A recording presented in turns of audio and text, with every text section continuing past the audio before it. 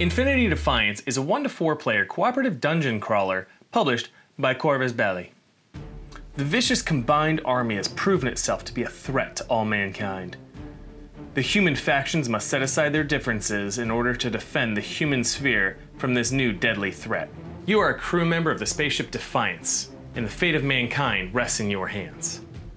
If you're familiar with dungeon crawlers, then you'll feel right at home with Infinity Defiance. You have a selection of tiles that will be placed in different combinations depending on the layout of the mission you'll be playing. Each hero has their own unique stats in health, speed, defense, and aggro, as well as special skills they can utilize during gameplay. They can carry one weapon per hand, or a single weapon if it requires 2 hands, such as Caden's Rippers.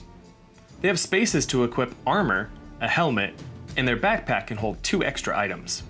If you want to attack, your weapon card will tell you the range, the dice you'll roll, and any available switches. We'll come back to switches in a second. To prevent damage, the enemy being attacked will be able to roll the dice listed in their defense. There are 3 different symbols when rolling your dice: a star, which represents a hit, a shield, which can block damage, and an exclamation point, which is used to help activate switches on your weapons or gear. If Uma moves in and decides to make an attack, she will roll 1 orange die and 1 blue die. The Nox Spec Ops will roll 1 yellow die and a black die to defend themselves.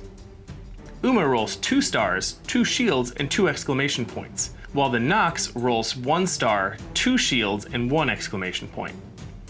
Each shield will block the other character's hit.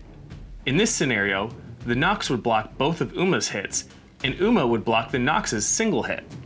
Uma would then be able to spend her 2 exclamation points she rolled to activate the switch on her weapon. This will give her 1 additional hit, and because the Nox has no other shields, she does 1 point of damage. If the Nox was able to roll more hits than Uma had shields, Uma would have taken damage, even though she's the one who initiated the attack. Since Uma did damage, she would gain an aggro token. Aggro tokens can be a factor on who an enemy will end up attacking that round, and if you gain more aggro than is listed on your character card, each additional aggro will be turned into reinforcement points for the enemy. Each enemy has a character card and is controlled by an AI deck. Each enemy character card will show their health, defense, how many miniatures are in the unit, their range and attack dice, any available switches, as well as their replacement and reinforcement cost. If there's enough reinforcement tokens available, they will be used to add defeated enemies back to the game. All enemies currently in play will have a card in the initiative deck. At the beginning of a round, an AI card is drawn and placed face down next to the character card. Then you draw from the initiative deck to see who will activate first. This time it will be Cadmus who will go first. You will then turn over the AI card next to Cadmus's character card and follow the instructions listed. For this card, the first enemy will move toward the closest player and attack the player with the least damage. If your character runs out of health, they'll become unconscious. If they happen to have an auto med kit, they'll be able to automatically use it to heal and get back into the fight. It doesn't come without a cost, however, and they must draw 2 consequence cards and choose 1 to keep.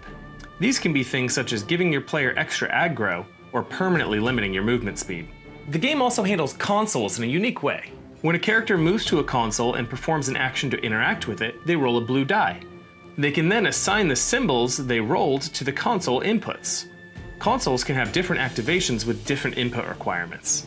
There will also be a full campaign which takes place over a series of missions, and your choices matter. One example of this is that allies you meet over the course of the story can be assigned to different areas on the Defiance and can activate different effects.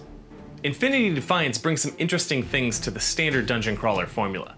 And although I was only able to play a prototype, the components already felt solid and had a nice quality to them.